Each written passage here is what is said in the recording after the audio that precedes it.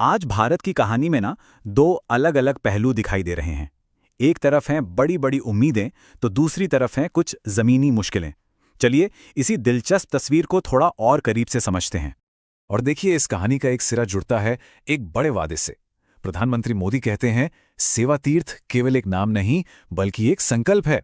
ये सिर्फ एक लाइन नहीं बल्कि एक नई सोच की तरफ इशारा है। और यही संकल्प भारत के लिए एक नई दिशा, एक नया विजन तैयार कर रहा है। एक ऐसा विजन जो भविष्य बनाने के साथ साथ अपने इतिहास को भी संजोकर रखना चाहता है।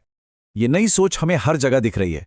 एक तरफ तो पुरानी औपनिवेशिक निशानियों को हटाकर सेवा तीर्थ और कर्तव्य भवन जैसे नाम दिए जा रहे हैं, तो वहीं दूसरी तरफ युगे युगीन भारत जैसे म्यूजियम में हमारी 5000 साल पुरानी विरासत को सहेजा जा रहा है। मतलब अपनी पहचान को फिर से गढ़ने की कोशिश। पर इन ऊंची उड़ानों के सपनों के बीच एक ऐसी जमीनी हकीकत भी है जो हमारी रफ्तार पर ही ब्रेक लगा रही है।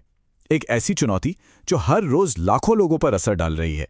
जरा इस नंबर को देखिए, 1369। ये कोई छोटा मोटा आंकड़ा नहीं है। ये उन फ्लाइट्स की संख्या है जो आज लेट हैं।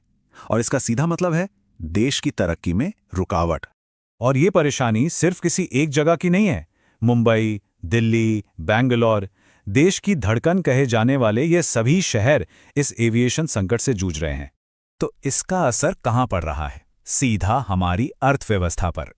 चाहे वो बैंगलोर का बड़ा टेक समिट हो या चेन्नई का ऑटो एक्सपो, हर जगह कारोबार पर असर पड़ रहा है। तो सवाल ये है कि इस चुनौती से निकलने का रास्ता क्या है? और इसका जवाब हमें मिल रहा है भविष्य की टेक्नोलॉजी में। एक ऐसा हल जो हमारी कुछ सबसे बड़ी मुश्किलों को सुलझाने का दम रखता है। अब ये देखिए कि कैसे एआई मतलब आर्टिफिशियल इंटेलिजेंस हेल्थ केयर में एक क्रांति ला रहा है। सोचिए, एक मरीज जो दूर किसी गांव में है, उसे एआई की मदद से देश के सबसे बेहतरीन डॉक्टर से जोड़ा जा रहा है। ई संजीवनी जैसे प्लेटफॉर्म्स मीलों की दूरी को बस कुछ सेकंड्स में खत्म कर रहे हैं। तो कहानी साफ है, हमारे पास एक मजबूत संकल्प है, हमारे सामने एक बड़ा संघर्ष है, और उम्मीद की किरण टेक्नोलॉजी के समाधान में है। भारत का भविष्य इसी टेक्नोलॉजी और परंपरा के बैलेंस पर टिका है।